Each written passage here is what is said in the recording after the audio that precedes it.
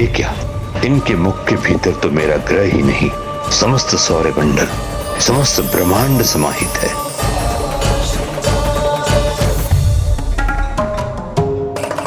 क्या हुआ लंकेश? असुर गुरु शुक्राचार्य को प्रभु पिपलाद के मुख में ब्रह्मांड दिखाई देते ही वो स्तब्ध क्यों रह गए? उन्होंने उस लावा समान द्रव्य की बूंदों की वर्षा को क्यों रोक दिया? इसके पीछे भी एक कथा है गौरी पुत्र, गुरु शुक्राचार्य के असुर गुरु शुक्राचार्य बनने की कथा। मुझे भी इस कथा का स्मरण है लंकेश। आप उसी प्रसंग का उल्लेख कर रहे हैं ना, जब अंधकासुर नामक असुर से देवताओं का महासंग्राम हुआ था?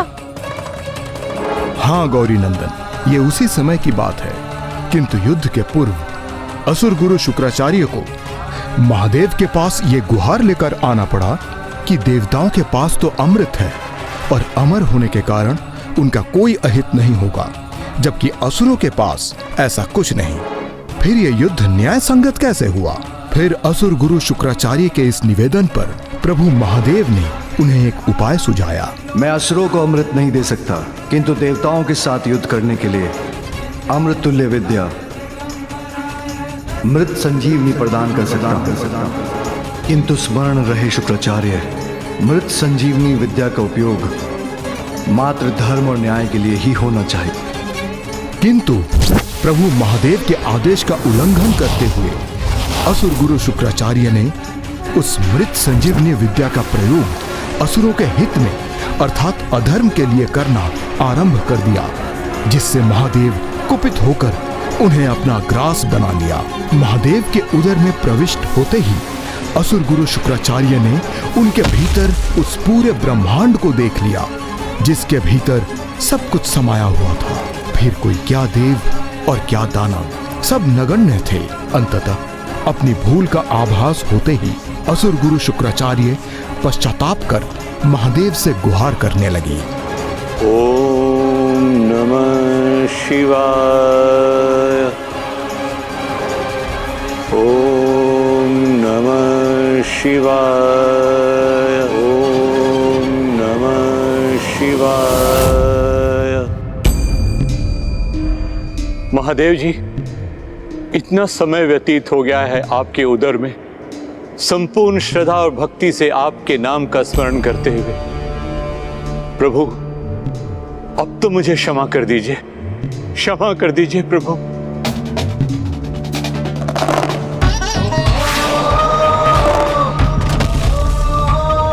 मैं आपकी आराधना एवं क्षमा याचना स्वीकार कर आपको मुक्त करता हूँ।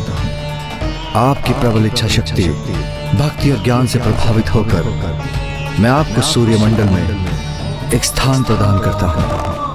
आज से आप शुक्र ग्रह के अधिपति शुक्राचार्य कहलाएंगे। प्रभु पिपलाद के समक्ष आते ही असुर गुरु शुक्राचार्य को देवासुर संग्राम के समय घटित उस घटना का स्मरण हो आया था। त्रयंबकं सदाशिवं नमामि कंठ जय अनंतमोस्तुते नमोस्तुते। क्षमा कीजिएगा प्रभु, आपको पहचानने में मुझसे भूल हो गई।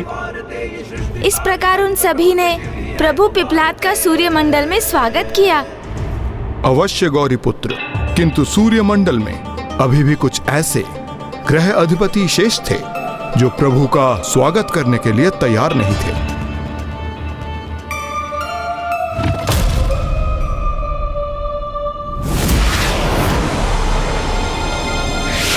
अब कुछ ही क्षणों में मैं शनिदेव के समक्ष पहुंचकर उनसे अपने सारे प्रश्नों के उत्तर अवश्य मांग लूंगा। अब क्या करें हम? इस बालक को शनिदेव तक पहुंचने से कैसे रोके हम? चिंता मत करो केतु, इस बालक को यहाँ पर प्रवेश तो करने दो, फिर शनिदेव के ग्रह तक पहुँचने से पूर्व वो हमारे काल सर्पयोग के प्रभाव क्षेत्र में प्रवेश कर उससे तो प्रभावित होगा, हैं?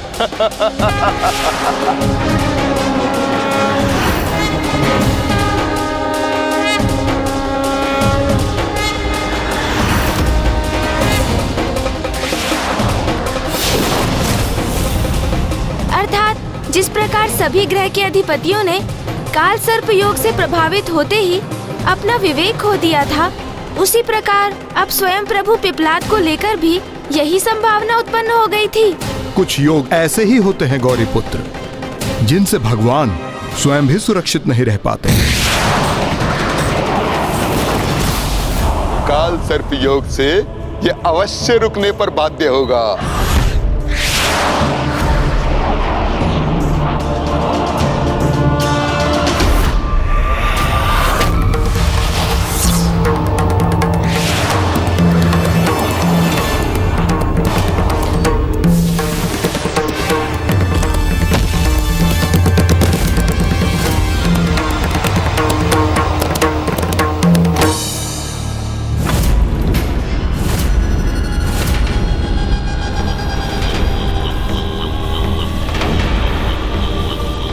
जो कार्य कोई अन्य न कर सका उसे राहु और केतु करने में सफल हो गए। अद्भुत।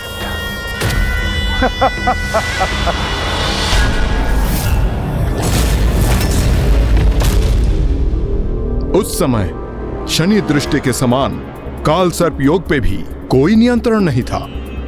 तो लंकेश, क्या प्रभु पिपलाद पर भी काल सर्प योग का वैसा ही अहितकर प्रभाव हुआ जो अन्य ग्रहों के अधिपतियों पर हुआ था? सामान्य रूप से जो व्यक्ति काल सर्प योग से प्रभावित होता है, उसका जीवन पूर्ण रूप से अस्थिर एवं अपमानजनक रहता है। व्यवसाय एवं अन्य प्रकार के हानियों के साथ आर्थिक संकट, असाध्य रोग और मानसिक विकारों से ग्रस्त होने के दुख भी भोगते हैं। किंतु इन सभी से अधिक भयंकर है काल सर्प योग के प्रभाव में आकर धीरे धीरे अपनी सुध बुद्ध एवं अपनी बुद्धि और विवेक से अपना नियंत्रण खो देना। और यही राहु और केतु प्रभु पिपलाद के साथ भी करना चाहते थे। इस बालक पर हमें अपने काल सर्प योग का सर्वाधिक शक्तिशाली प्रभाव करना होगा। ये कैसा प्रकाश है?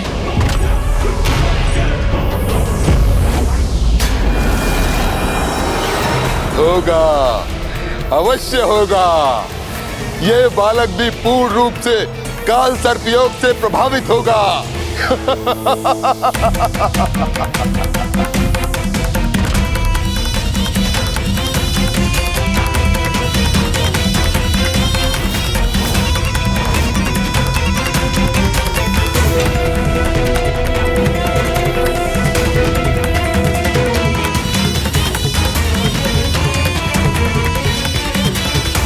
और अब ये कैसा अंधकार उत्पन्न हो रहा है मेरे चारों ओर?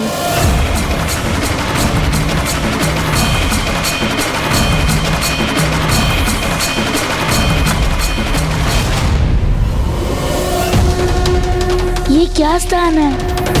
कहाँ आ गया हूँ मैं?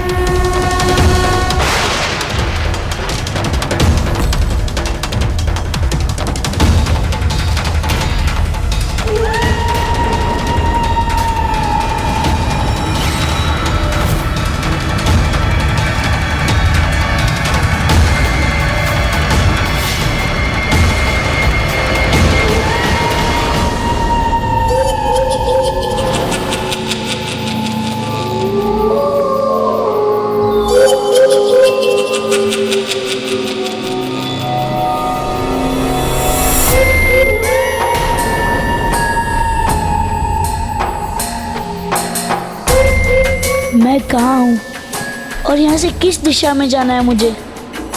चिंता मत करो बालक, मैं करूंगा तुम्हारा मार्गदर्शन।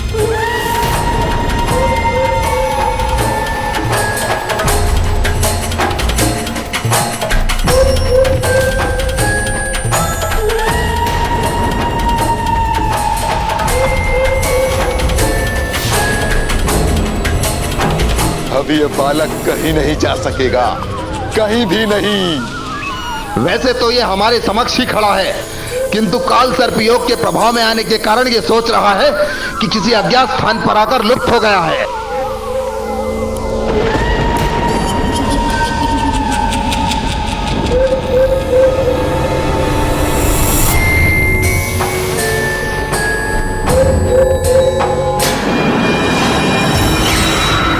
तुम्हें बताऊंगा कि तुम्हें कहां जाना है। आगे बढ़ो, आगे। राहु केतु द्वारा उत्पन्न जिस काल सर्प योग से हम में से कोई सुरक्षित नहीं रहा, उस विकट योग से हमें मुक्ति दिलाने वाले ये दिव्य शिव रूपी बालक कहीं स्वयं तो उससे प्रभावित नहीं हो जाएंगे। राहु और केतु जिस शक्तिशाली काल सर्प योग को उत्पन्न कर रहे हैं, जिस पर भी इसका प्रभाव पड़ता है वो आजीवन इससे मुक्त नहीं हो पाता।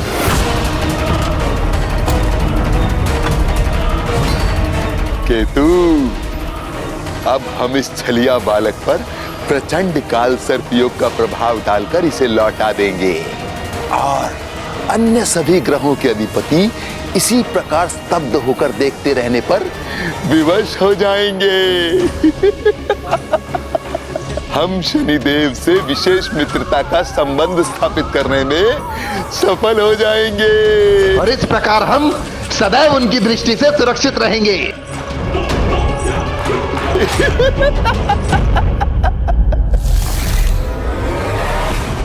राहु और केतु ने अपने प्रयासों से उस बालक को रोककर तारमंडल में अपने स्थान की सार्थकता को सिद्ध किया। उनके कारण अब ये बालक ना ही मुझ तक पहुंच सकेगा और ना ही मेरी दृष्टि के प्रभाव में आकर उसका तनिक भी अहित होगा।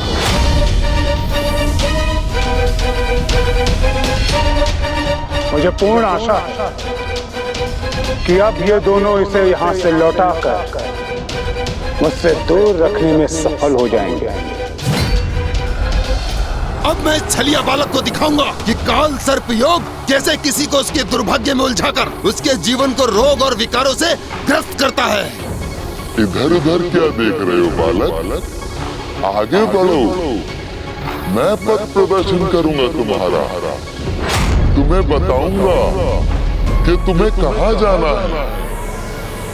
आगे बढ़ो, आगे और आगे, आगे बढ़ते रहो।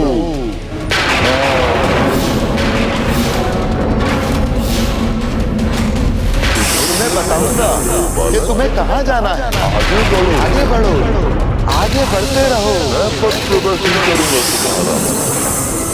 कदाचित मुझे इन नेत्रों की ओर ही बनना चाहिए।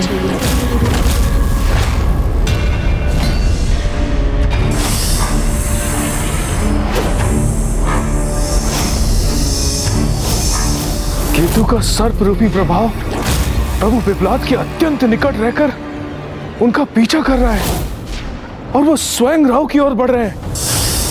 मेरे निकट आओ।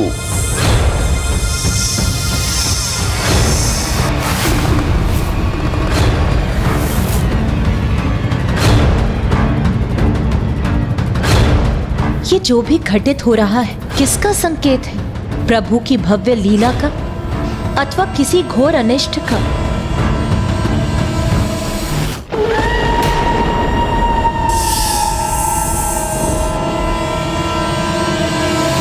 महादेव के अवतार अवश्य हैं ये, किंतु है तो एक साधारण बालक के ही रूप में, जो शनि दृष्टि के कारण पूर्व में ही अपने माता पिता को खोने का कष्ट भोग चुके हैं।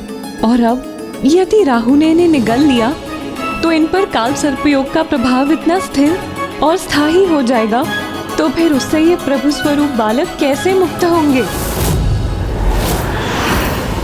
इसी दिशा में आगे बढ़ना है मुझे। कदाचित महादेव के बाल स्वरूप प्रभु पिपलाद से अधिक काल सर्प योग की ही परीक्षा है।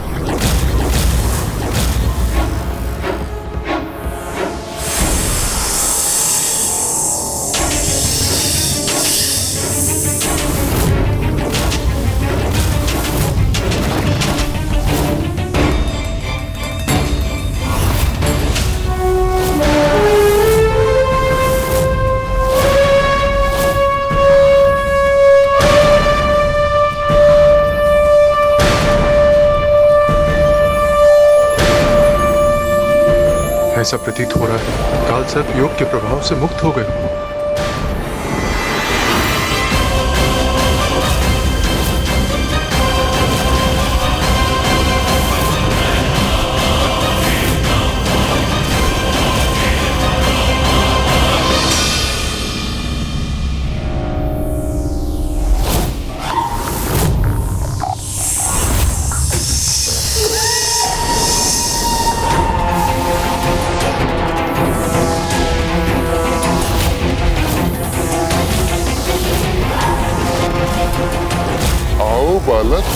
मेरे निकट आओ, मैं ही तुम्हारा उचित मार्गदर्शन करूंगा। आओ, आते जाओ। ये क्या प्रतीत होता है, प्रभु भी काल सर्प दोष योग से प्रभावित हो गए। ये तो अत्यंत अनिष्टकारी है सूर्यदेव। फिर प्रभु स्वयं को इससे कैसे मुक्त करेंगे?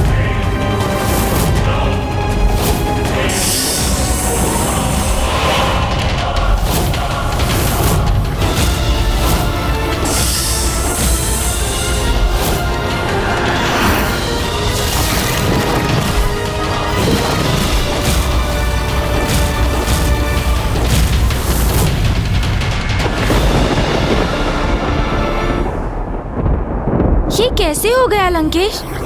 जिन्होंने सभी को काल सर्प योग के प्रभाव से मुक्त किया, वो स्वयं उसमें ऐसे उलझ गए कि राहु उन्हें निगलने में सक्षम हो गए। गौरी पुत्र, कभी कभी प्रभु के दिए वरदानों के समक्ष देवी शक्ति भी अपूर्ण रह जाती है। अर्थात लंकेश, मैं कुछ समझा नहीं। मुझे अपनी कथा तो पूर्ण करने दीजिए, फिर आप स्वयं समझ जाएंगे गौरी पुत्र। लंकेश, जल।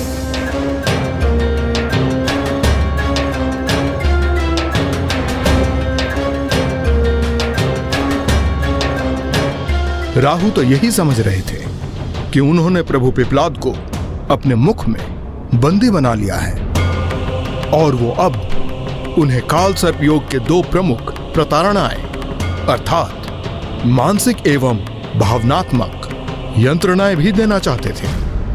राहु हूं मैं, राहु, जिसकी माया के प्रभाव से किसी ग्रह के अधिपति भी रक्षित नहीं रहे।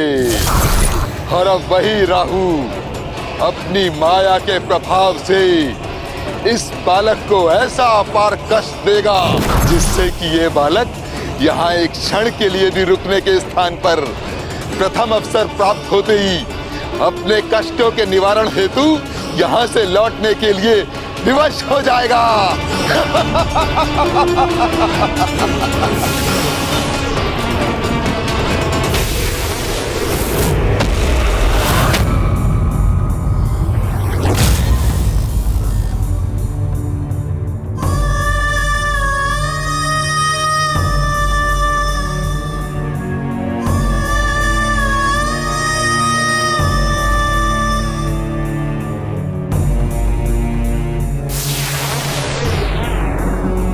मेरे पुत्र, मेरे पुत्र, मेरे पुत्र। पिताजी, पिताजी, पिताजी, पिताजी, अब कहाँ हो? पुत्र, पुत्र। माता, माता, क्या ये मेरी माँ का स्वर है? माँ, क्या आप यही हैं? माता, माँ, माता।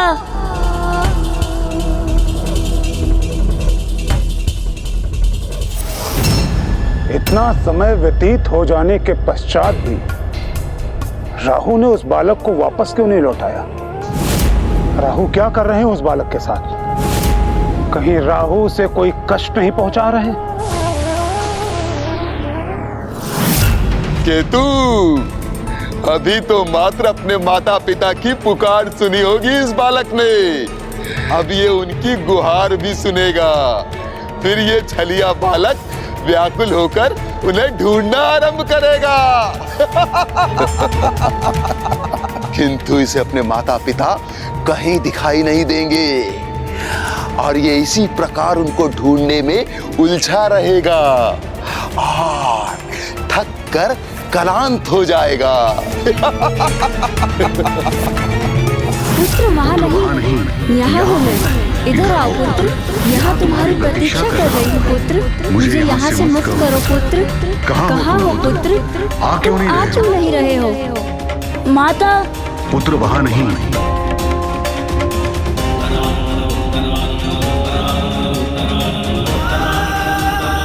माता और पिताश्री का स्वर तो सुनाई दे रहा है मुझे, किंतु मैं उन्हें ढूंढ नहीं पा रहा हूँ।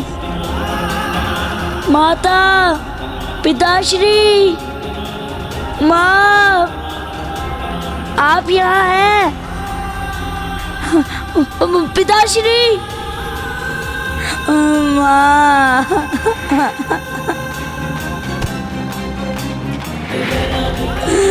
माँ, पिताश्री,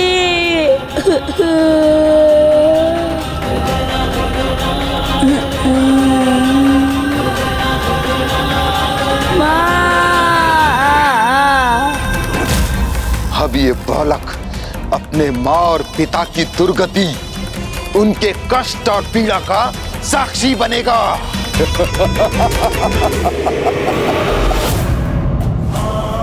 प्रभु के बाल स्वरूप की ये पीड़ा अब मुझसे सहन नहीं हो रही।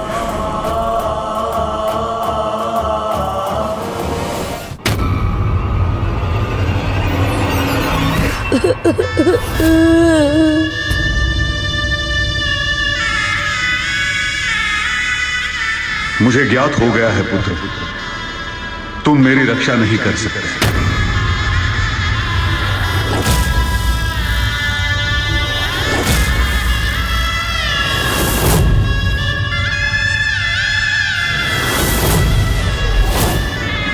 पिताश्री, पिताश्री, पिताश्री, पिताश्री, पिताश्री, पिताश्री, पिताश्री कहाँ चले गए?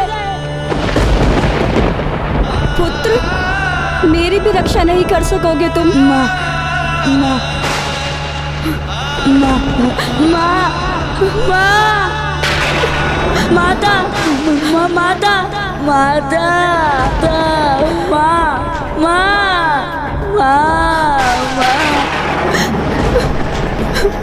माँ,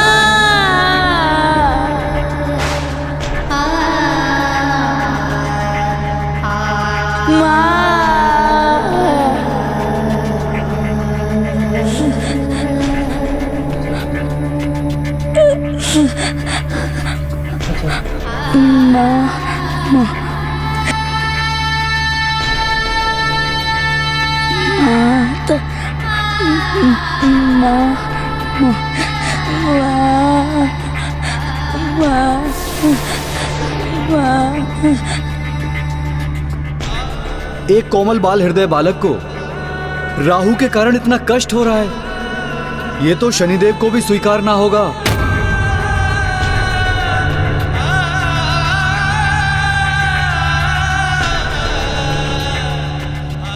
मेरी तो यही आशा है कि राहु और केतु उस बालक को रोकने के लिए कोई यंत्रणा न दे दें, क्योंकि मैं तो स्वयं उसे उसके अहित से सुरक्षित रखने के लिए ही उसे लौटाने का प्रयास कर रहा हूं, जिससे ना ही वो मेरी दृष्टि का सामना करने पर विवश हो और ना ही कोई उसे अन्य पीड़ा हो।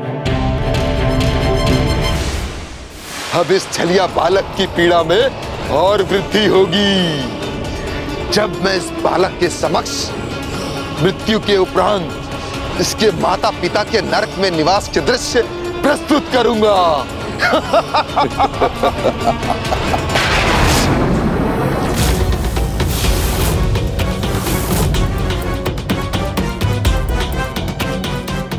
नहीं राहु, रुक जाओ।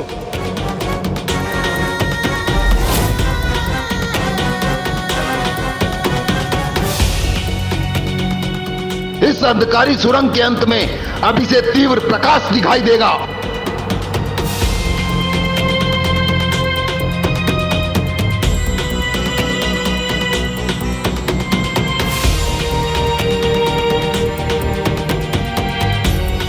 और अब ये उस प्रकाश की ओर बढ़ेगा।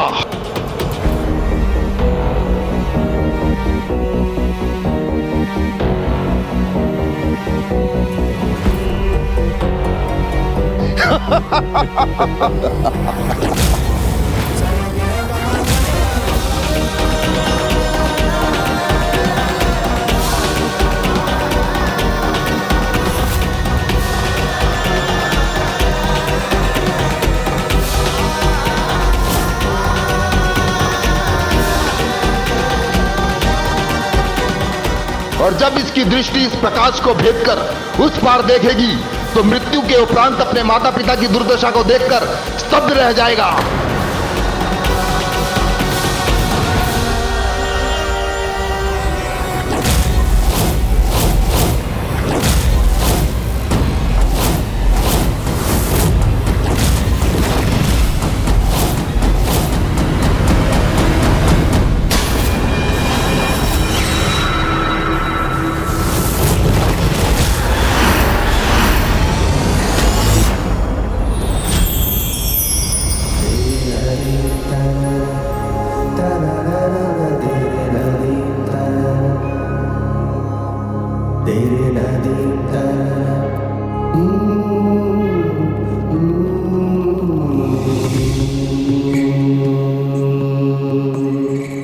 ऋषिवर, आज आप ही के कारण स्वर्गलोक का अस्तित्व सुरक्षित है। आपने अपने परम त्याग से स्वर्ग पर ही नहीं समस्त जगत पर बहुत बड़ा उपकार किया, जिसके लिए मैं देवराज इंद्र सदैव के लिए आपका आभारी रहूंगा।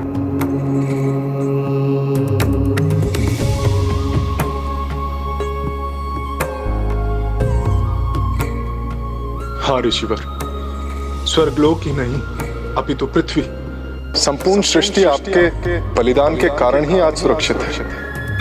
अन्यथा वो दुष्ट व्रतासुर सर्वत्र विनाश करता है, संपूर्ण ब्रह्मांड को लील जाता हो और कुछ भी शेष नहीं रहता।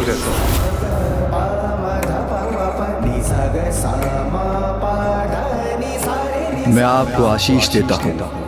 संपूर्ण संसार आपके इस महान बलिदान को श्रेष्ठतम बलिदान का मान देगा और आपका ये महान बलिदान सदा स्मरण रखेगा, क्योंकि एकमात्र आप ही थे जो इस विकराल संकट में भी अपने धर्म पर अडिग रहे, तनिक भी विचलित नहीं हुए। इसलिए आपका स्थान तो मेरे महानतम भक्तों में भी सर्वोच्च है। मैं आपको और आपकी सहभागिनी को, देवी सुवर्चा को, मेरे धाम, मेरे कैलाश में विशेष स्थान प्रदान करता हूं।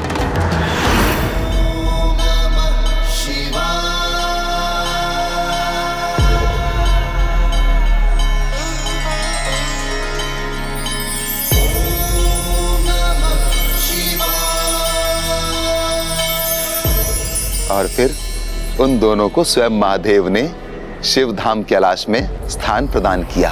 ये क्या कह रहे हो राहु? उसके माता पिता को कैलाश धाम में स्थान प्राप्त हुआ? ये कैसा दृश्य दिखा रहे हो तुम इस बालक को? क्या? मैंने क्या कहा? कैलाश धाम? किंतु मैं तो इस बालक को नर्कलोक के दृश्य दिखाना चाहता था। किंतु वो दृश्य दिखाने में असमर्थ रहे ना, दृश्य दिखाने में असमर्थ रहे ना।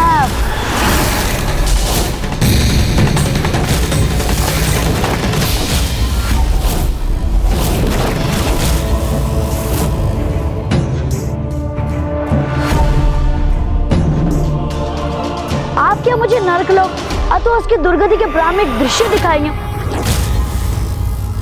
क्योंकि मैंने तो उसी सदगति के दृश्य देखे जो मेरे माता पिता को प्राप्त हुए। मैं आपको और आपकी सहभागिनी को, देवी सुवर्चा को, मेरे धाम, मेरे कैलाश में विशेष स्थान प्रदान करता हूं। ये कैसे संभव है? इस पर मेरी माया सफल कैसे नहीं हुई? जिसके हृदय में और मन मस्तिष्क में सत्य और धर्म का वास होता है, जो अपने कर्म और कर्तव्य के प्रति निष्ठावान होता है और जो सभी प्रकार से स्वच्छ एवं पवित्र रहता है, वो किसी के माया जाल में प्रभावित नहीं होता है राहु जी, चाहे वो तुम्हारा काल सर्प योगी क्यों ना हो।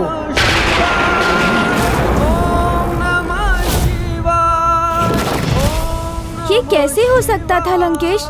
जिन्होंने शेष ग्रहों को काल सर्प योग से मुक्त कराया, उन्हीं प्रभु पिपलाद को राहु केतु भला कैसे अपनी माया में उलझा सकते थे? गौरी पुत्र, वास्तविकता के दो रूप होते हैं। पहला जो दिखाई देता है और दूसरा जिसका आधार विश्वास होता है। प्रभु पिपलाद ने राहु केतु के अति आत्मविश्वास को अपना अस्त्र बनाकर न केवल उसकी माया का सामना किया, अपितु उन्हें ही माया में डाल दिया। छलिया मायावी बालक, तुम मेरे मुख से बाहर कैसे निकले? मैंने कोई छल नहीं किया।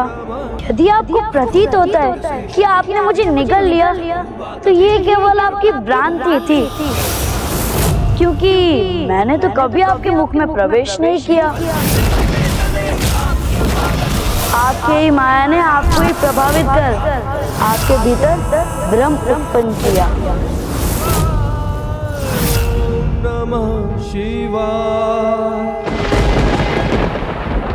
राहु केतु को यह प्रतीत होने लगा था कि उन्होंने प्रभु को अपने काल सर्प योग में उलझा लिया है, लेकिन वास्तविकता में जो हुआ है वो तो उसके विपरीत है। महादेव के बाल स्वरूप ने तो राहु केतु की माया को ही भंग कर दिया। यदि प्रभु पिपलाद ने राहु के मुख में प्रवेश किया ही नहीं, तो उन्हें इतनी मानसिक वेदना क्यों हुई? राहु केतु भला उन्हें क्या वेदना दे पाते? ये तो प्रभु की लीला थी। जो राहु केतु देखना चाहते थे, प्रभु पिपलाद उन्हें वही दिखा रहे थे, ताकि दोनों को लगे कि वे अपनी योजना में सफल हो गए हैं। किंतु मानसिक पीड़ा तो काल सर्प योग का एक प्रमुख परिणाम है, जिसके प्रभाव से उभर पाना असंभव के समान है।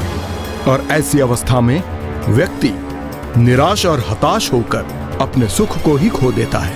प्रभु पिपलाद तो काल सर्प योग के प्रभाव को निरस्त करने में समर्थ थे, किंतु उनके स्थान पे यदि कोई और व्यक्ति होता तो वो काल सर्प योग के प्रभाव से कभी मुक्त न हो पाता।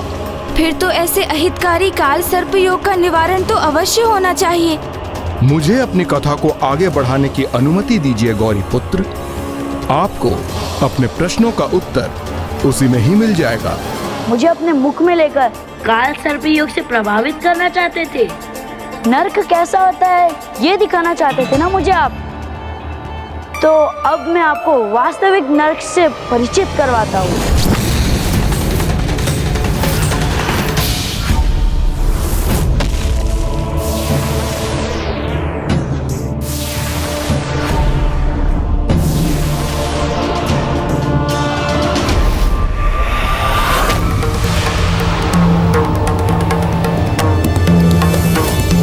ये कहाँ आ गए हम, और यहाँ अचानक कैसे पहुँच गए हम?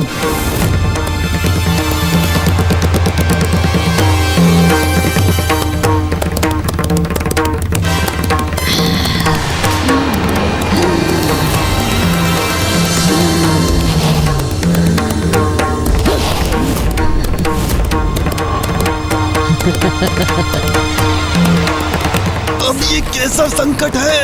ये किसने जड़ दिया हमें?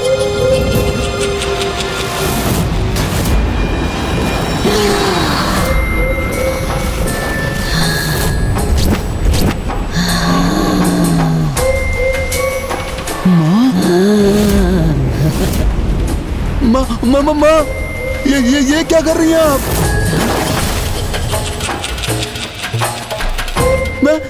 मैं तो आपका ही पुत्र हूँ माँ, और मैं केतु हूँ माँ। माँ हमारे साथ ऐसा मत कीजिए माँ, मत कीजिए माँ। मेरा पुत्र राहु केतु? मुझे क्षमा करना पुत्र, इस वृद्धावस्था के कारण तुम्हारी ये माँ अत्यंत विवश हो गई है। कितने समय से मुझे कोई आहार प्राप्त नहीं हुआ है, क्योंकि इस निर्जन स्थान पर कोई मेरा आहार बनने आया ही नहीं। इसलिए भोजन प्राप्त करने के लिए मैं व्याकुल हो गई। मुझे देखो पुत्र, असुरों को जिसने जन्म दिया, उन्हें दुष्टता और बुराई का पाठ सिखाया, उसका परिणाम देखो। आज किस प्रकार तुम्हारी वही माँ जल के भीतर स्थिर रहकर परछाइयों को बांधकर अपना भोजन प्राप्त करने पर विवश है। ब्रह्मदेव के वरदान स्वरूप परछाइयों को बंदी बनाकर अपना भोजन बनाने का मेरा ये सामर्थ्य मुझे अपना वरदान नहीं, अपने अभिशाप के समान प्रतीत होता है। मैं तो अपने कुकर्मों का फल भोग ही रही हूँ, परंतु तुम तो अपने सुकर्मों से मेरी नियति बदल सकते हो ना। बोलो पुत्र, तुम अपने सुकर्मों से मेरी नियति को बदलोगे ना? बदलोगे ना पुत्र मेरा भाग्य, बदलोगे ना पुत्र, पुत्र, पुत्र, पुत्र।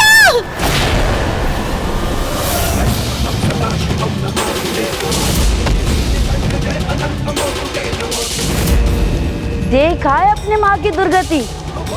अब मुझे आशा है कि कुछ सुकर्म कर आप अपने माँ और अपने पूर्वजों की गति सुधार लेंगे।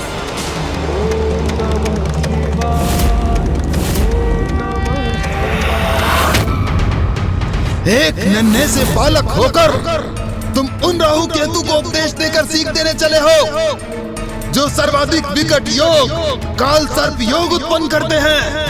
हम वो राहु केतु हैं जिनसे सूर्य देव और चंद्रदेव भी सुरक्षित नहीं रहते हैं, और तुमने हमें ललकारने का दुस्साहस किया। तो अब राहु और केतु से उलझने का भयंकर दंड तुम्हें अवश्य प्राप्त होगा।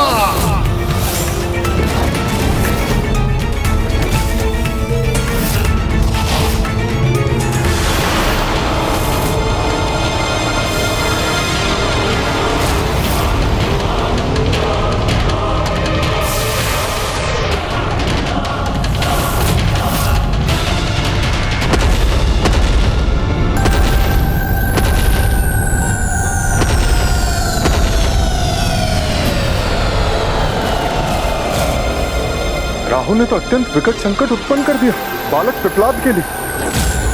केतु अत्यंत उग्र प्रतीत हो रहे हैं। यह तो बहुत बड़ा संकट उत्पन्न हो गया है।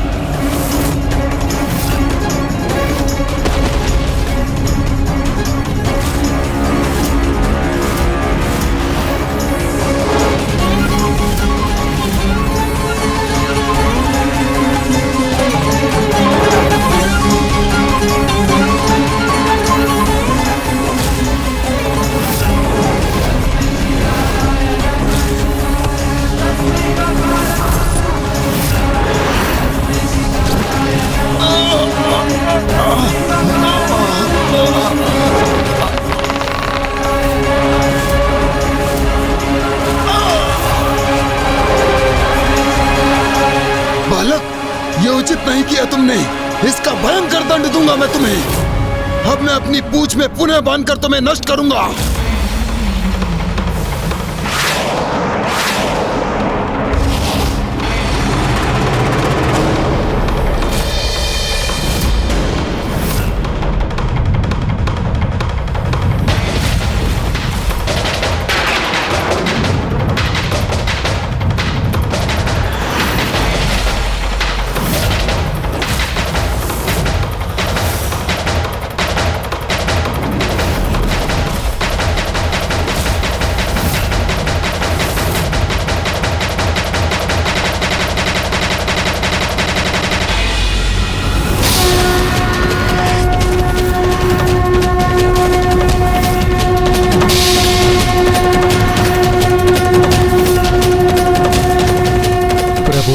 के स्वरूप में बालक पिपलाद ने अपनी तृतीय नेत्र की शक्ति को क्रियान्वित किया है। यदि यह त्रिनेत्र खुल गया तो उसकी क्रोधाग्नि से राहु और केतु का विनाश निश्चित है।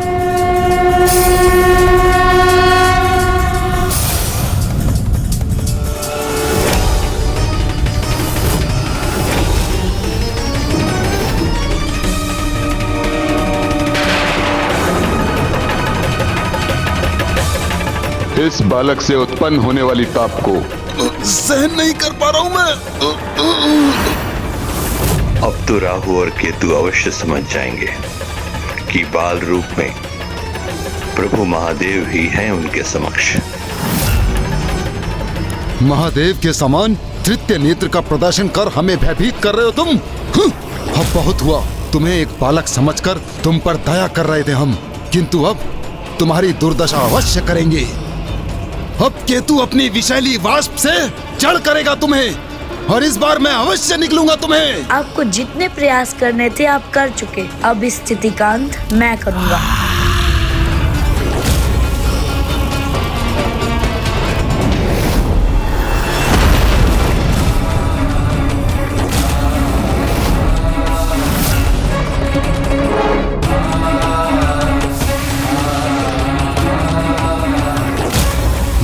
इतना विशालकाय कैसे हो गया? और अब हमारे साथ क्या करने जा रहा है ये?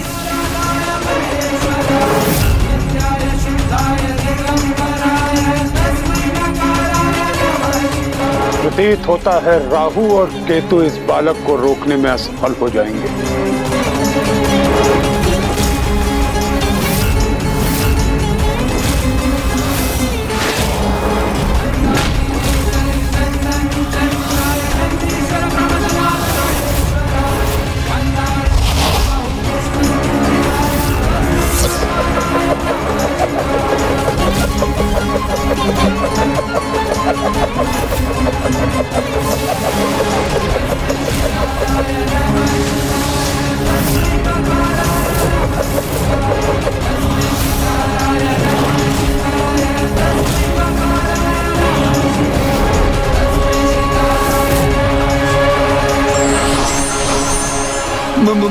महादेव,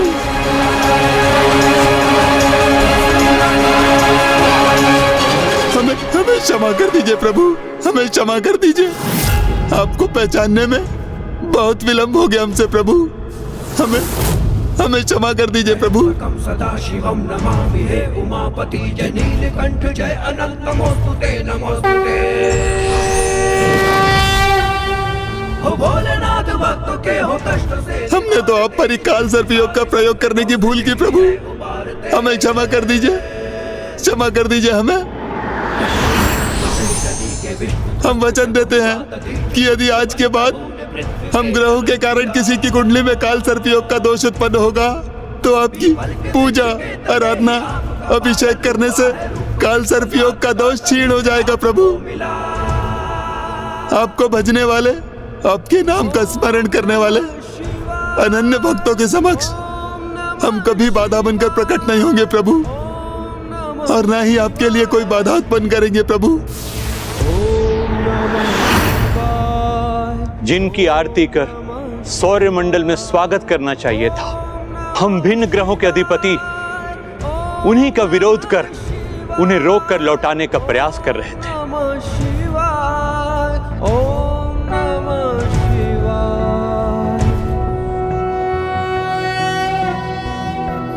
नागेन्द्रहाराय त्रिलोचनाय भस्मांगरागाय महेश्वराय नित्याय शुद्धाय दिगंबराय तस्मै नकाराय नमः शिवाय। मंदाकिनी सलिल चंदन चर्चिताय नंदीश्वर प्रमथनाथ महेश्वराय मंदार पुष्प बहु पुष्प सुपूजिताय तस्मै मकाराय नमः शिवाय।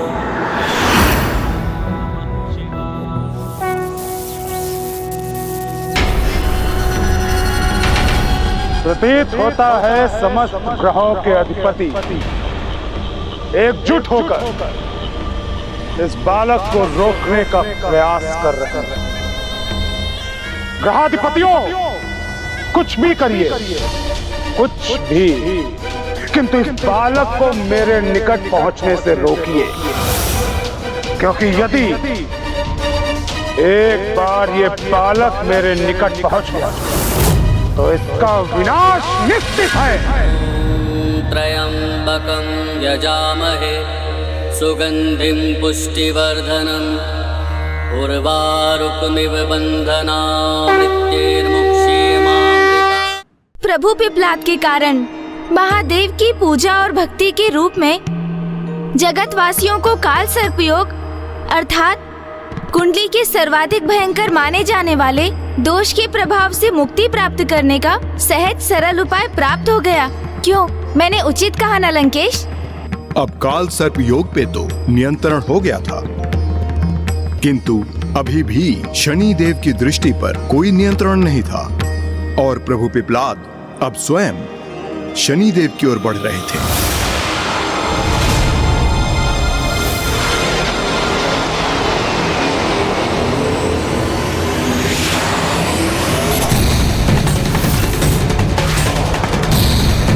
अब इस बालक को रोकने के लिए मुझे ही कुछ करना होगा, चाहे कुछ भी हो जाए। किंतु मैं इस बालक को अपने गृह में प्रवेश नहीं करने दूंगा।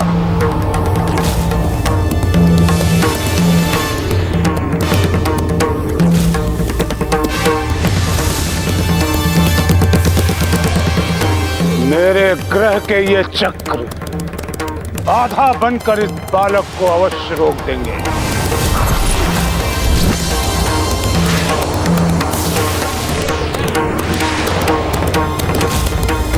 फिर क्या हुआ लंकेश? शनि देव के चक्रों को भेद कर उन तक पहुंचना वास्तव में इतना संकटमय था? हाँ गौरी पुत्र, उस समय जिस किसी ने भी शनि ग्रह की ओर बढ़ने का प्रयास किया वो शनि देव की दृष्टि के प्रकोप से खंडित होकर छिन्न भिन्न हो गया। स्वयं शनि देव के उपग्रह उनके चंद्र जब अपने मार्ग से भटककर उनके निकट पहुंचे तो वे भी खंड खंड हो गए। शनि ग्रह के ये चक्र उन समस्त अवशेषों से निर्मित है जिनसे टकराना तो अपने विनाश को ही निमंत्रण देने के समान है। इतना भयंकर विस्फोट? फिर तो बालक प्रभु पिपलाद के लिए भी ये चक्र तो महासंकट बन गए होंगे ना? हाँ शिवनंदन, किंतु मेरे प्रभु शिव शंकर शंभु ने बाल स्वरूप की प्राप्ति के लिए किसी भी संकट को स्वीकार करने के लिए तैयार थे।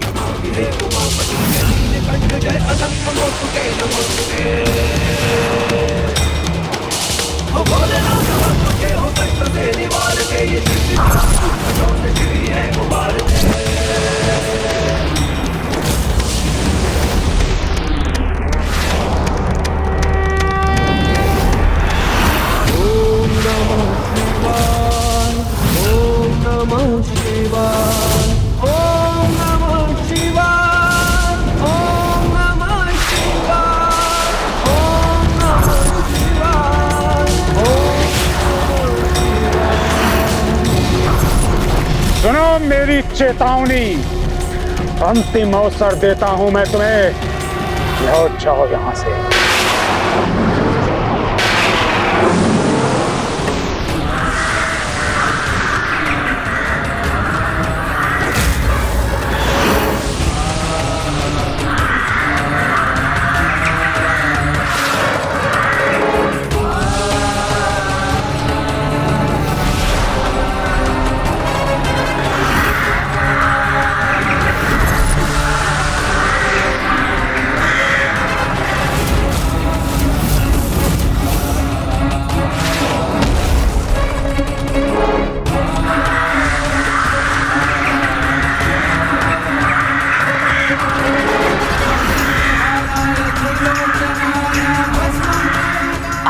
पहुंचने का मेरा निश्चय अटल है।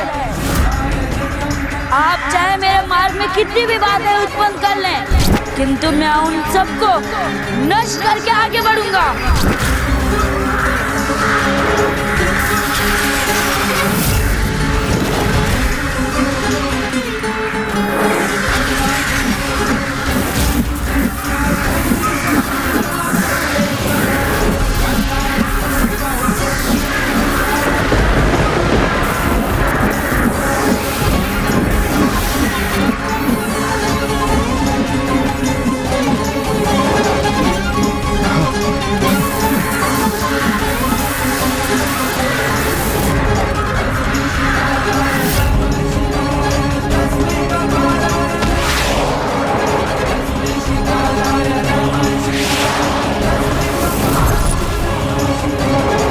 आश्चर्य, ये कैसे संभव कर दिया इस बालक ने?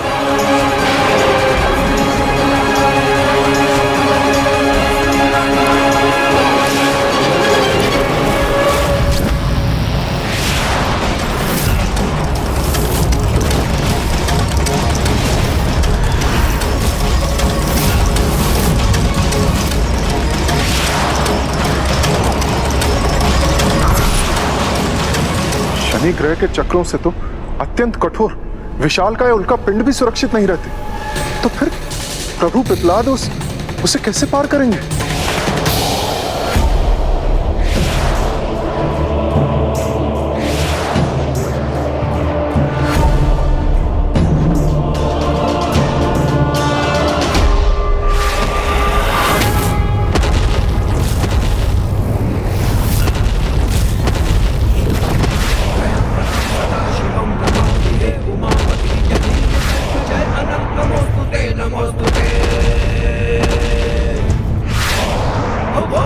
मेरी शक्ति ही मेरी ढाल बनेगी।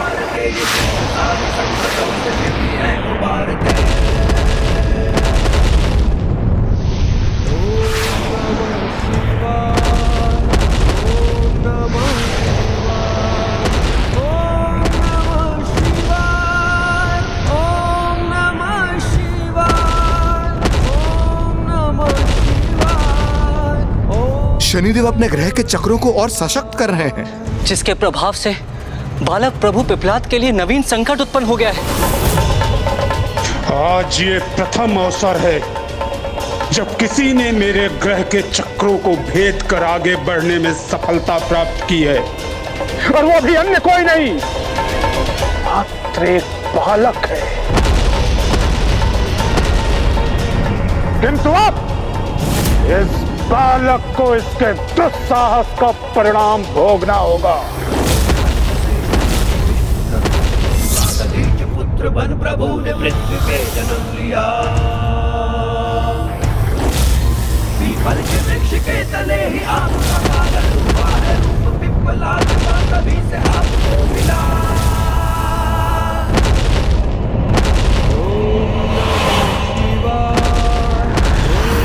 प्रतीत होता है शनिदेव प्रभु पिपलाद को रोकने हेतु अपनी संपूर्ण शक्तियों का प्रयोग करने के लिए तत्पर हो रहे हैं, जिसका परिणाम अत्यंत भीषण होगा।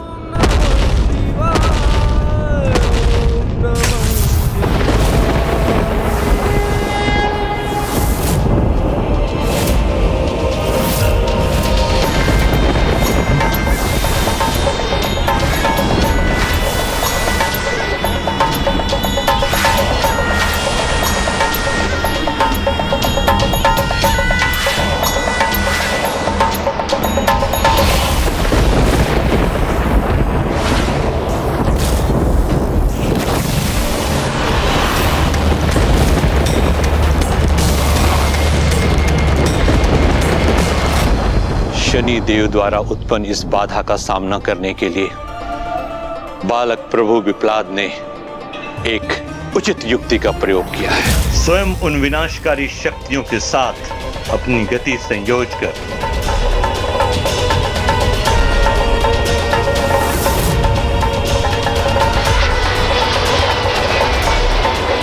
ये कैसा अनूठा सामर्थ्य है इस बालक में।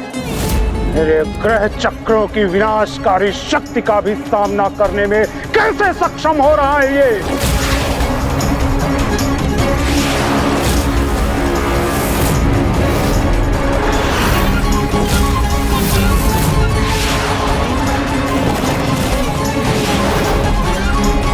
मुझे रोकने के आपके प्रयास कदापि सफल नहीं होंगे।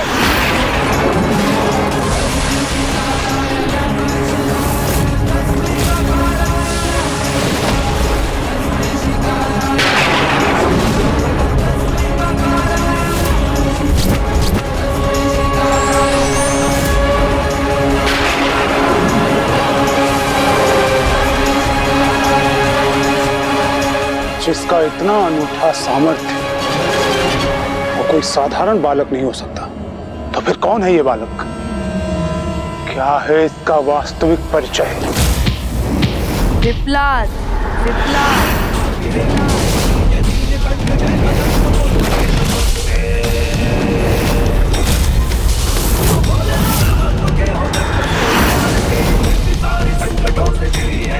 पिपलाद हूँ मैं, वो पिपलाद जिसके साथ आपने बहुत बड़ा अन्याय किया है।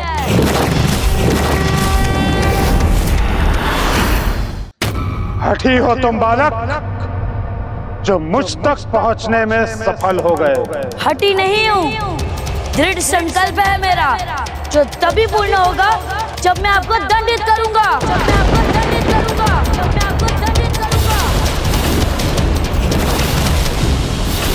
अबोध बालक, कदाचित तुम्हें ये ज्ञात नहीं कि तुम अपनी निशस्त्र अवस्था में किसके समक्ष खड़े हो। जानते भी हो कौन हूं मैं? जानते भी हो कौन हूं मैं? भली भांति जानता हूँ। आप एक भटके हुए देवता हैं। आप एक भटके हुए देवता हैं। भटका हुआ देवता? नहीं बालक, मैं वो हूँ जिसके भय से लोग धर्म पथ से भटकने का दुस्साहस नहीं करते। और ये तो मेरी दया है कि तुम जैसा भटका हुआ बालक मेरे सम्मुख आकर भी मेरी दृष्टि से अभी तक सुरक्षित है। और तुम्हारा तो यही प्रार्थना करना उचित होगा कि मेरी दया दृष्टि क्रोध दृष्टि में परिवर्तित ना हो जाए। दया? कैसी दया? किस दया की बात कर रहे हैं आप? एक नवजात शिशु से उसके पिता को छीन लेने की दया, और फिर माता के आंचल की छाया से वंचित कर देने की दया। शनिदेव, दया जैसा कोमल शब्द आपकी इस कठोर जीवा पर शोभा नहीं देता, क्योंकि ना तो दया करना आपका स्वभाव है और ना ही आप उसका अर्थ समझते हैं।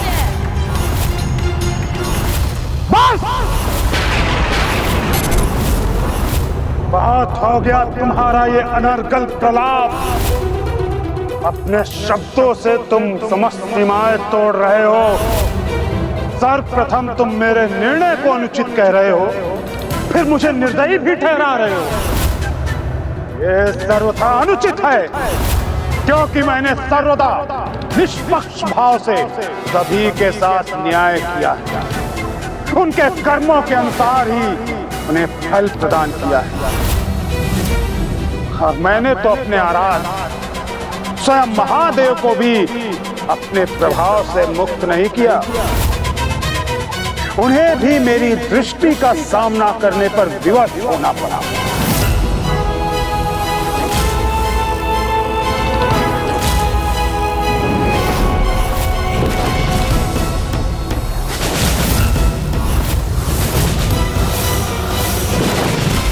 किंतु फिर इसका निवारण क्या था लंकेश? और पिताश्री महादेव पर इसका क्या प्रभाव पड़ने वाला था एवं उस प्रभाव से वो स्वयं को कैसे रक्षित रख सकते थे? कृपया बताइए लंकेश।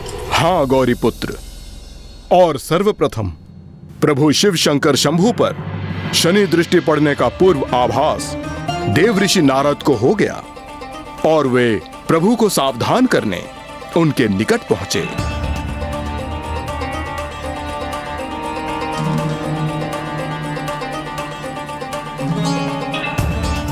नारायण नारायण, महादेव को इतनी महत्वपूर्ण सूचना देनी है मुझे, किंतु प्रभु तो ध्यानस्थ है, तो कैसे सचेत करूं उन्हें?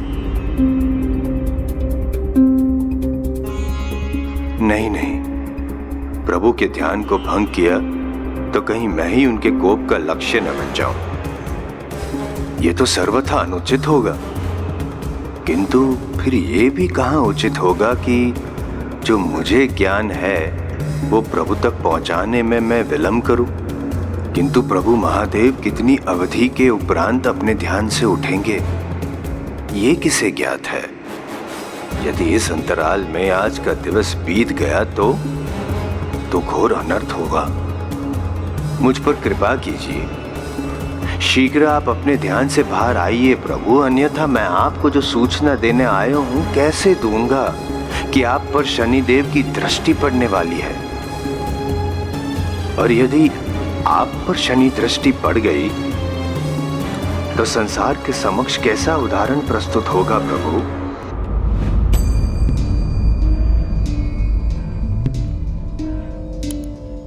देव ऋषि नारद,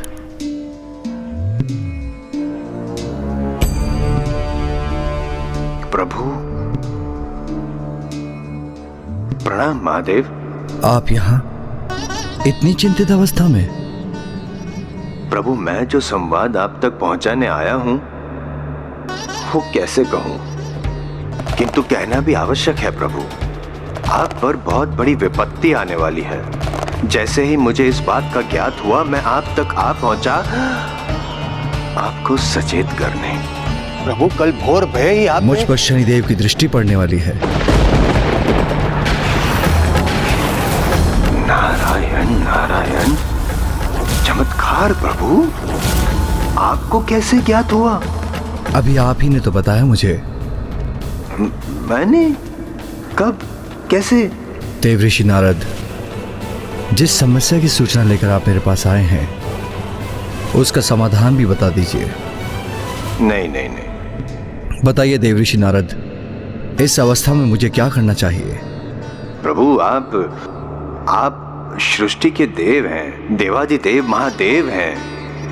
मैं समस्या का समाधान सुझाने की दृष्टता कैसे कर सकता हूं प्रभु? नहीं देवऋषि नारद, मुझे इस समस्या का कोई उपाय नहीं सूझ रहा, किंतु मुझे विश्वास है आपके पास इस समस्या का समाधान अवश्य होगा। समस्या का समाधान मेरे पास है, किंतु फिर इसका निवारण क्या था लंकेश? और पिताश्री महादेव पर इसका क्या प्रभाव पड़ने वाला था? कृपया बताइए लंकेश। मैंने तो आपको पूर्व में ही कह दिया था गौरी नंदन कि शनि देव के दृष्टिपात से कोई भी रक्षित नहीं रह सकता। फिर प्रभु महादेव भी इससे स्वयं को अछूता कैसे रख पाते?